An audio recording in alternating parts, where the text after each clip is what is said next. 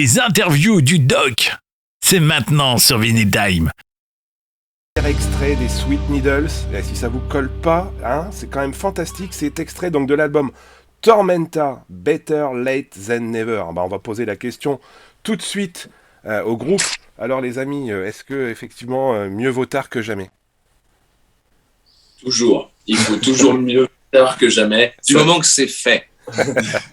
Salut, oui, du coup, voilà, 3 ans pour sortir l'album, mais mieux vaut tard que jamais. Et il est là, et il est bien là pour de vrai, donc c'est le principal. On va dire en tout cas que c'est un... Enfin, moi je l'ai écouté, hein, je dis juste effectivement que c'est une bonne surprise. Alors même si effectivement vous y avez mis le temps, mais en tout cas cet album est une très belle découverte. Il est sorti donc vendredi, le 26. Tormenta il s'appelle. Et on a attaqué tout de suite avec ce Better Late Than Never. Alors il y avait eu, pour ceux qui connaissent un petit peu le groupe ou pas du tout, quelques prémices des singles qui arrivaient au fil du temps. Mais là, pour le coup, je pense que vous devez être super content d'avoir enfin sorti ce Tormenta et le faire découvrir au monde entier, pour le coup. Carrément, hein, c'est une étape dans la vie d'un groupe. Et voilà, c'est cool. On espère que ça va nous permettre de jouer encore plus dans des endroits cool, avec des groupes qu'on aime. Et puis voilà, je sais pas, vous en pensez quoi, les gars? Ouais, carrément. Et puis surtout, découvrir des nouvelles personnes, faire des rencontres via les concerts, partager tous ces moments déjà qu'on aurait pu faire et puis le faire de plus en plus. C'est ça qui nous fait vraiment kiffer, quoi. C'est parler avec les gens après les concerts, boire un coup, avoir des bons moments, des bons souvenirs et que ce soit avec les groupes ou avec le public, c'est toujours un gros kiff, quoi. Voilà, on espère que ça va nous ouvrir des nouvelles portes, l'album, à plus d'opportunités de live, quoi, surtout. Que ce soit en France ou à l'étranger, d'ailleurs. Bah oui, parce qu'on va quand même résumer aussi le groupe. Hein. Alors, on a déjà passé du Sweet Needle dans les playlists des groupes de hard français, hein, des hard un petit peu couillus quand même, on va dire, parce que c'est quand même du gros métal bien sympathique. Le groupe, il est formé en 2012, hein, quand même, donc on n'a pas affaire à un groupe qui est là depuis 2 ans, qui a pris le temps. Voilà, qui a sorti quelques démos, qui a cherché son chemin, et puis qui a fait une rencontre de Bertrand et d'Éric Poncé à l'Alias Studio pour arriver à trouver, on va dire, cette alchimie entre les envies, la musique, ce que vous vouliez proposer, et donc on arrive à ce Tormenta, qui a quand même pris du temps pour le coup, parce qu'il a fallu effectivement le bâtir, hein, on a dit 3 ans pour arriver à trouver le chemin et sortir cette première galette dont on va parler ce soir, et puis aussi le financement, parce qu'il faut parler aussi de financement d'un projet comme le vôtre, qui a été fait aussi avec vos fans, et je pense que c'est aussi un point important pour vous de se dire, malgré tout ça a été long, on a pu avoir quand même le financement qu'on souhaitait pour arriver à notre but, et je pense que vous devez être super fiers de ça. Tout à fait, on a fait du coup un crowdfunding pour pouvoir financer l'album, et du coup on était super contents de voir que les gens se sont impliqués finalement à leur manière dans la sortie de cet album. C'est ce qui l'a rendu possible. Peut-être qu'il serait sorti quand même, mais sans ça, ça aurait été plus compliqué. Et puis, ça a permis aussi, que chaque personne puisse s'investir à la hauteur qu'il voulait dans l'album. Et ça, on était super contents justement d'avoir cette possibilité de rassembler un petit peu les gens autour de nous pour cette sortie, quoi. En tout cas, c'est une très belle surprise parce que l'album est très bon. Il est bien produit. Alors, il est arrivé un petit peu dans la masse de tous ces albums qui sont malheureusement sortis vendredi. Parce qu'il y a des très gros groupes français qui ont sorti du lourd, on va dire, ce vendredi. Mais en tout cas, il prend une bonne place dans les sorties de cette semaine parce qu'il est, il est très intéressant à écouter. Il y a différents styles à l'intérieur de cet album.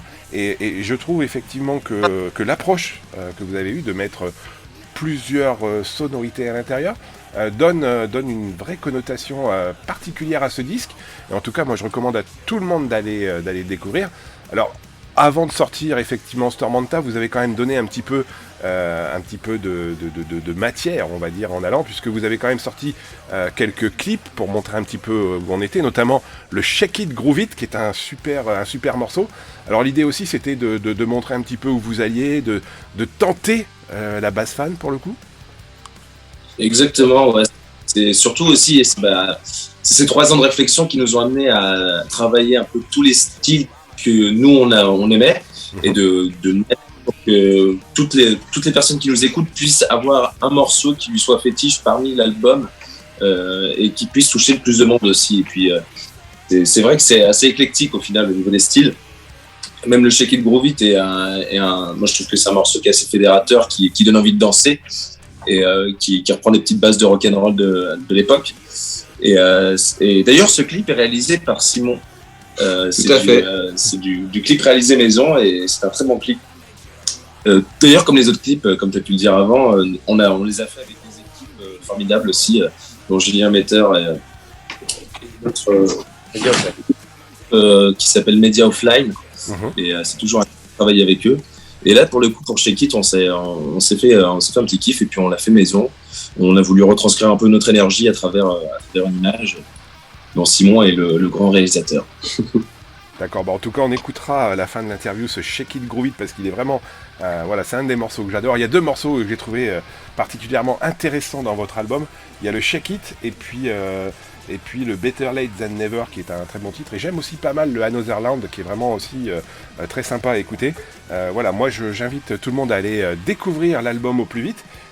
Si vous avez quelques euros à dépenser, bien sûr achetez l'album quand même, parce que le but du jeu c'est quand même aussi que le groupe puisse en vendre quelques-uns. Et puis franchement, quelques mots quand même, parce que cette pochette, quand j'ai vu la pochette la première fois, je me suis dit, mais y a-t-il dans le groupe un fan de Savatage ? Je pense qu'Hippolyte, qui n'est pas présent ce soir, doit en écouter éventuellement. Je suis pas certain de ce que je dis, mais nous personnellement non. Non, parce que cette pochette bleue avec un vieux gréement en plein milieu, tout de suite fait marquer. Il y a deux albums de Savatage qui ressemblent un petit peu à ça. Il y a le premier album Sirens qui est vraiment une pochette avec un grand rond bleu avec le bateau dans le fond, et puis il y a le The Walk of Magellan où il y a un peu cette même approche. Je me suis dit, il y en a bien un dans le groupe qui doit quand même aimer un peu Savatage, parce que c'est franchement quelque chose qui s'y rapproche. Mais bon, si personne n'aime Savatage, on va arrêter l'interview là maintenant, parce que franchement non, mais c'est vrai que je regarde là, c'est vrai, je ne connaissais pas cette là The Walk of Magellan, je regarde et c'est vrai que c'est Wake of Magellan. The Wake of Magellan. Ah oui, c'est très similaire, en effet. Mais alors là, pour le coup, non, ça... Non, pas non. À travers l'illustration, un peu justement la tourmente de l'album qui passe par plusieurs styles musicaux. Et moi, on voit un peu ça, en fait, avec par exemple, le rond qui est là. Moi, je vois ça personnellement un peu comme une longue vue, comme un spectateur qui voit à travers. Oscar montre peut-être l'affiche du... Ouais. Elle est en photo sur le live. Elle est en photo. Mais donc c'est comme ça qu'on peut retranscrire. D'accord, écoutez, en tout cas, c'est intéressant de parler de cette pochette qui est magnifique. Alors, qui a réalisé la pochette là pour le coup ? C'est sorti de quel esprit qui n'est pas fan de Savatage alors ?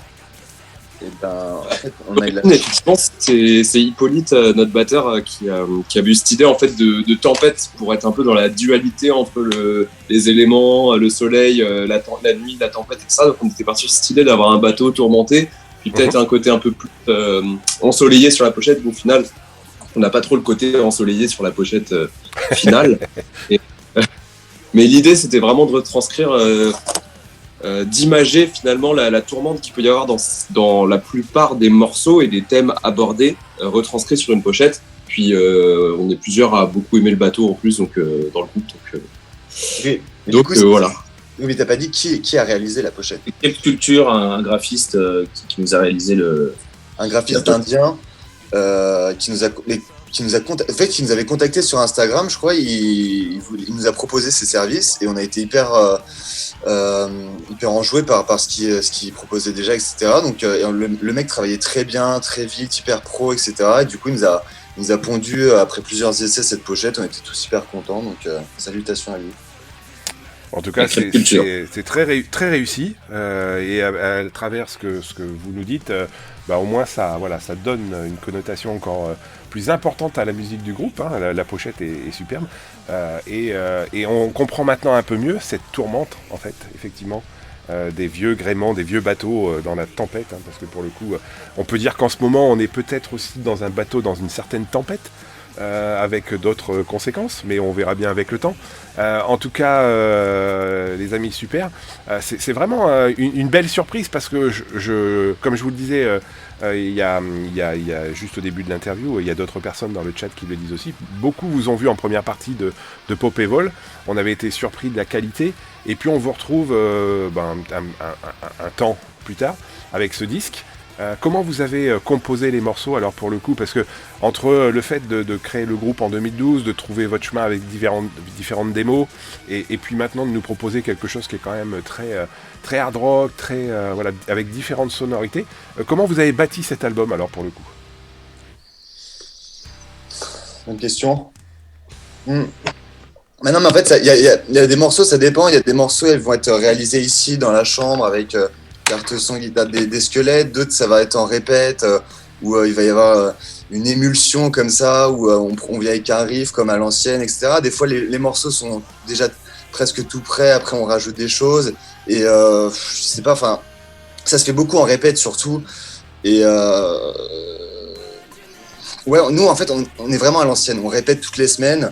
Et on fait tourner plein de trucs. Il y a plein de morceaux qu'on a lâchés en cours de route aussi, hein, des démos, etc., qui avaient été enregistrés, puis après qu'on répète, ça prend pas, etc.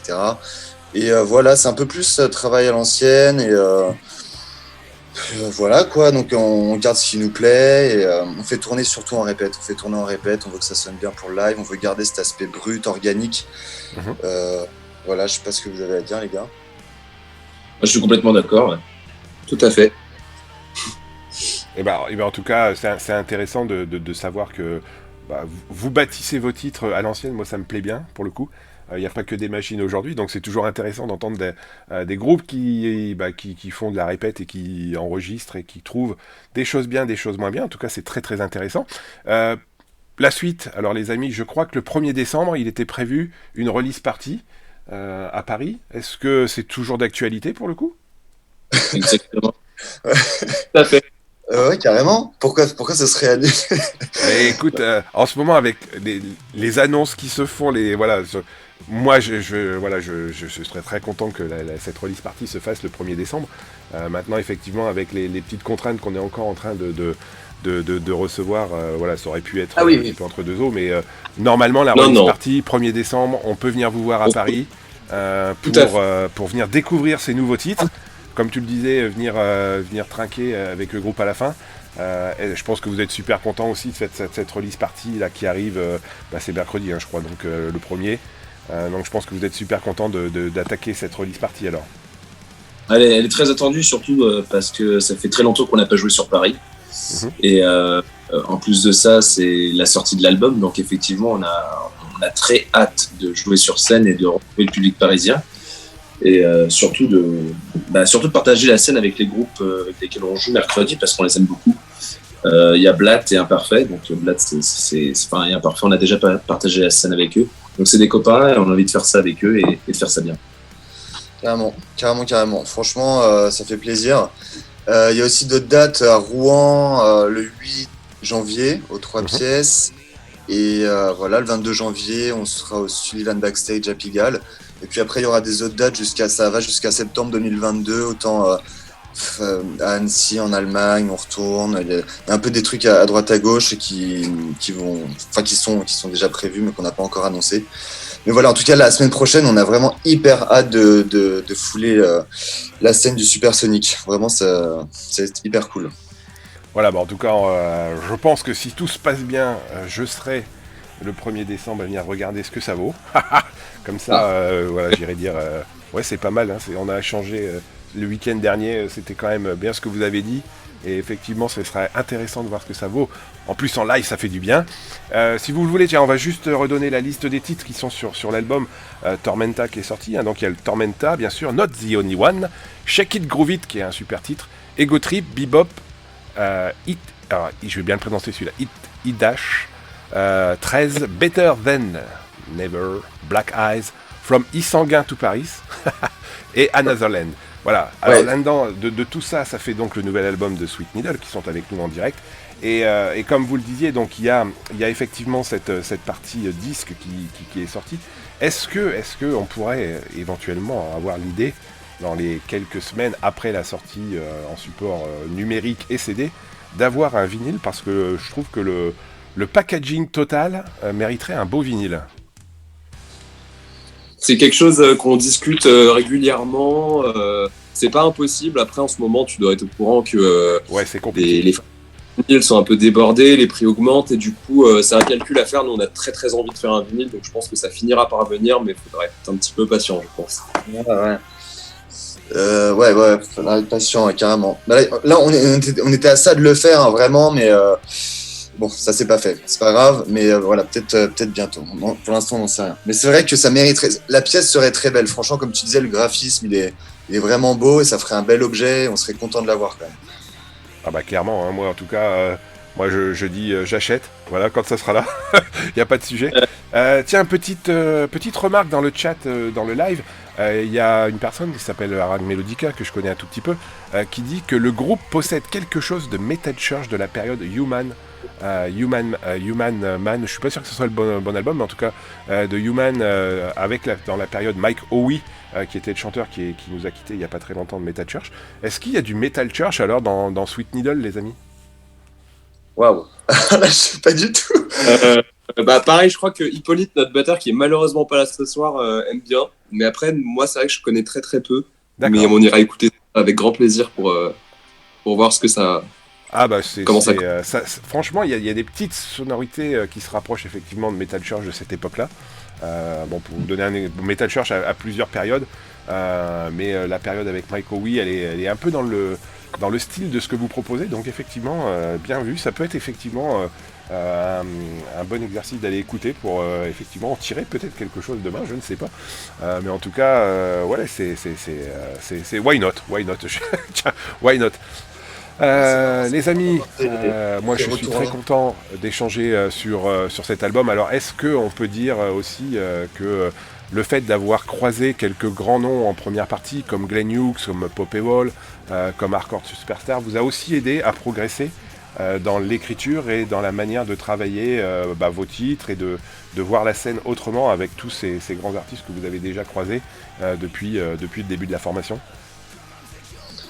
Moi, je pense que ce qui a surtout aidé, enfin, c'était génial de partager des dates avec c'est grandiose hein, d'être sur des affiches avec des noms comme ça. Mais ce qui nous a surtout aidé à progresser dans le son, c'est juste de vraiment faire beaucoup de live. Nous, on a toujours mis l'accent là-dessus depuis le début. En fait, on voulait jouer, et pas rester dans notre local de répète.